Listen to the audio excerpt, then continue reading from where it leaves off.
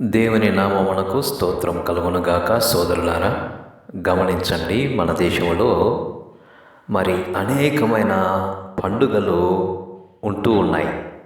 మరి ఈ పండుగలు ఎలా పుట్టుకొచ్చాయి, ఏ ఏ సందర్భాల్లో పుట్టుకొచ్చాయి అంటే, ఇప్పుడు మన చుట్టూ జరుగుతున్న విషయాలను మనము గమనించినట్లయితే మనకి సులువుగా అర్థమవుతుంది. ఈరోజు జనవరి 22.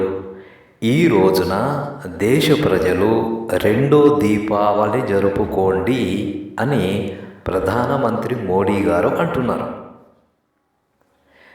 ఇంటింటా దీపాలు వెలిగించమంటున్నాడు. అన్ని గుడులలో సెలబ్రేషన్స్ చేయమంటున్నాడు.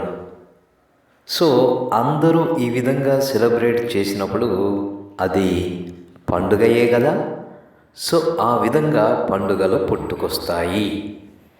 ఈ రోజుల్లో మోడీ ఒక పాలకుడు, ప్రజాస్వామ్య దేశంలో ఒక పాలకుడు, సెక్యులర్ కంట్రీలో ఒక పాలకుడు.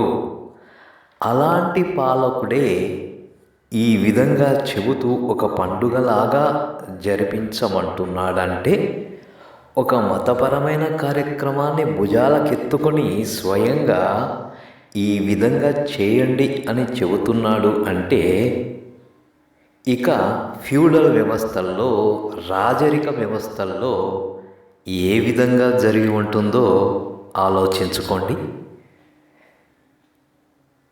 నేడు దేశవ్యాప్తంగా సగము దినము సెలవుగా ప్రకటించారు, 2:30 వరకు.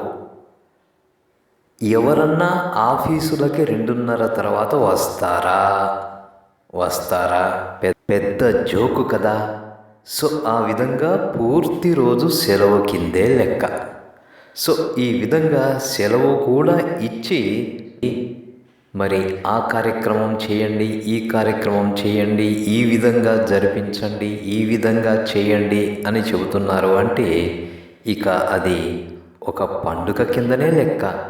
సో ఆ విధంగా పండుగలు పుట్టుకొస్తాయి. ఇక రాజుల కాలంలోనైతే రాజుల మాటలే శిరోధార్యం. వారు ఏది చెబితే అదే శాసనం. అందుకే ఆ రోజుల్లో ఇంకా ఎక్కువ పండుగలు ఉండేవి. రాజు కూర్చుంటే పండుగ, నుంచుంటే పండుగ, తుమ్మితే పండుగ, దగ్గితే పండుగ. ఈ విధంగా రాజుగారింట్లో ఏ శుభకార్యమైనా ప్రజలకు పండుగే, అలాగే జరుపుకోమని అనేవారు.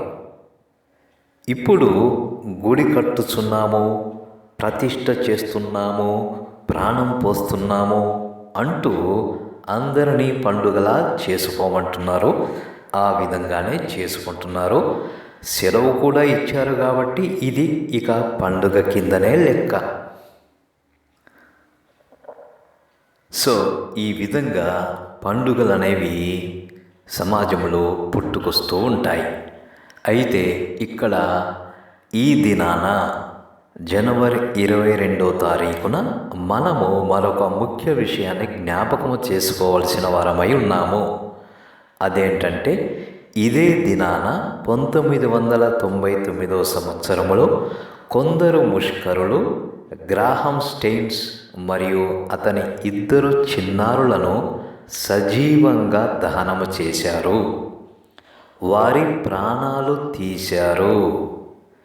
ఈ రోజున ఒక విగ్రహానికి ప్రాణ ప్రతిష్ఠ చేస్తున్నామని చెప్పబడుతున్న ఇదే దినాన 1999వ సంవత్సరమున కొందరు ముష్కరులు సజీవులైన మనుషుల ప్రాణాలు తీశారు.